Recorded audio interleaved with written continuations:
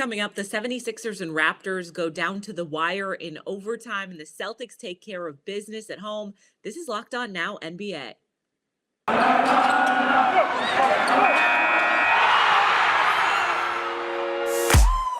The biggest games, the best performances, expert analysis. You are Locked On Now. Welcome in. You're listening to Locked On Now NBA, local experts on the biggest stories on the hardwood. I'm your host, Kainani Stevens. Thank you for making Locked On Now your first listen every single weekday. We've got our Locked On NBA host here to recap the playoff action from Wednesday. The Celtics came back in the second half to go up 2-0 on the Nets in last night's biggest game. The biggest game. As the regular season was finishing up, everybody wanted to know who would have to play the Nets in the first round. The Boston Celtics haven't let that scare them. They've been taking care of business. They now lead 2-0 in their series over Brooklyn. Locked On Celtics takes you through the big win last night. Hey there, John Corrales here from the Boston TD Garden after the Boston Celtics 114-107 win over the Brooklyn Nets to take a 2-0 lead in their opening round series. The Celtics outscored the Brooklyn Nets 29-17 in the final quarter. In the fourth quarter, Peyton Pritchard was huge in that quarter off the bench. The Celtics were getting nothing from their bench, and then Pritchard comes in, hits 5 of 7, 10 points in the game for Pritchard to help the Celtics come back from what was a 17-point deficit, and they looked like toast in the first half. Then they come in the second half and they outscore Brooklyn 35-25 in the third, and again 29-17 in the fourth. Kind of a typical Brooklyn performance where they come out strong and then fade towards the end. Celtics did another great job defensively on Kevin Durant, even though he took 20 free throws. Kyrie Irving, nowhere near his initial performance in game one. 10 points for him, and the Celtics take this 2-0 lead, even on a night where Tatum struggles from the field, Jaylen Brown struggles from the field, but they hit the shots when it mattered. Celtics now go into Brooklyn with a commanding 2-0 lead. It's going to be hard to think that this Celtics team is going to lose 4 times now in 5 games, but you still got to play them. I'll be talking about it on the Locked On Celtics podcast, so make sure you're subscribed wherever you get your podcasts. Watch the show on YouTube. The Brooklyn Nets jumped out to an early lead. They were up by 17 at one point, but the Celtics charged back in the second half and ended up winning game 2. Locked On Nets tries to find a foothold after Brooklyn is down 2-0 in the series, both KD and Kyrie struggling.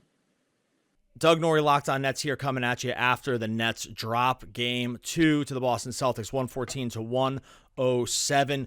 Game that they got out with the Nets early, looking like they kind of had the game under control on the back of the play of Bruce Brown. Goran Dragic looks absolutely amazing coming in off the bench. But in the end, the superstars just struggled. Kevin Durant, 4 for 17 from the field, looked completely out of sorts on the offensive end. Kyrie Irving, virtually non-existent, 4 for 13 for 10 points after he blew it out of the box in game 1.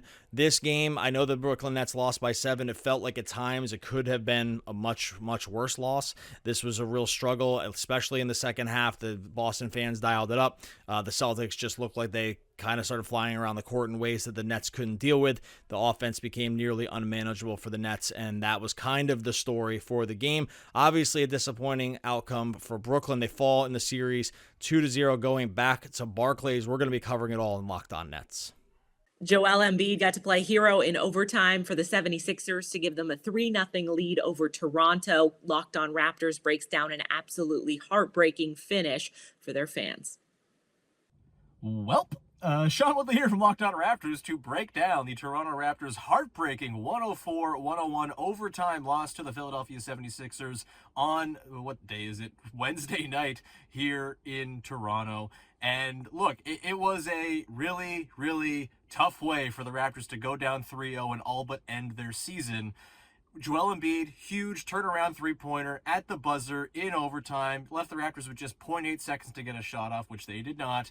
And you just got to tip your cap to a guy in Joel Embiid who's been a target for some scorn in this series from Raptors fans. He's been, gaming the officials, lots of flopping, lots of grift going on, but ultimately he's the best player in the series, and we knew that coming in. And him hitting that shot after a fourth quarter where he hit some ridiculous shots. The Raptors played really good defense on him all night. He didn't really get anything around the bucket. A lot of his looks were, 18-footers, three-pointers, heavily contested stuff. He had 6 turnovers in this game, but ultimately the best player in the series came through with a massive, massive shot. Frankly, the Raptors gave him some assistance with a pretty bad breakdown in that final play, but you got to just tip your cap to a guy in Joel Embiid who is really fantastic despite all of the sort of dour feelings that might be held towards him in Toronto by fans here.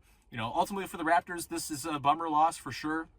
But it is part of the growing pains, right? This is a young team. This is a team that's going to be built in the future around Scotty Barnes, who is 20 years old and hasn't even played in the last 2 games in the series, dealing with an ankle injury. These are the lumps you got to take. Precious Achiuwa had a fantastic game, out-of-body experience, misses 2 late free throws that would have put the Raptors up and perhaps sealed the win. That happens when you're young. It's a learning experience. And for the Raptors, they turn their attention now to Game 4 on Saturday.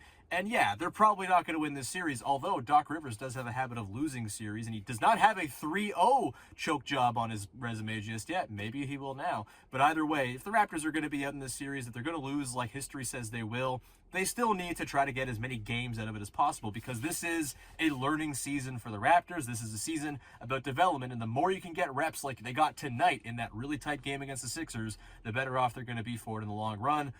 I will have more on this episode, or on the episode that's already been recorded of Locked On Raptors, the live stream that went down from the Scotiabank Arena. You can tune into that on the Locked On Raptors YouTube channel and on the audio feeds in the morning. And thanks for doing so. The defending champs came out a bit sluggish, and Chicago made them pay. The series now tied up at 1 game apiece. Locked On Bucks breaks down what went wrong in Milwaukee. What's up, everyone? Kane Pittman here from Locked On Bucks. Just seconds after Milwaukee lose to the Chicago Bulls in Game 2, and this series is now tied. We spoke after Game 1. The Bucks probably fortunate to win that game. They were not impressive, and they were equally as unimpressive in Game 2. The turnovers continue to be a problem, and I guess the play of some of their better players. Chris Middleton, incredibly quiet in the first half. Drew Holiday had a really rough night all the way through, and there's just a number of situations where you thought the Bucks were going to somehow steal this game, but then there was an unforced turnover, or there was a missed wide open layup, or there was some unable to secure an offensive rebound. Time and time again, the Bucks hurt themselves in this game when the Bulls looked like they were trying to give it up, despite an incredible performance from DeMar DeRozan. The Bucks were scratchy defensively.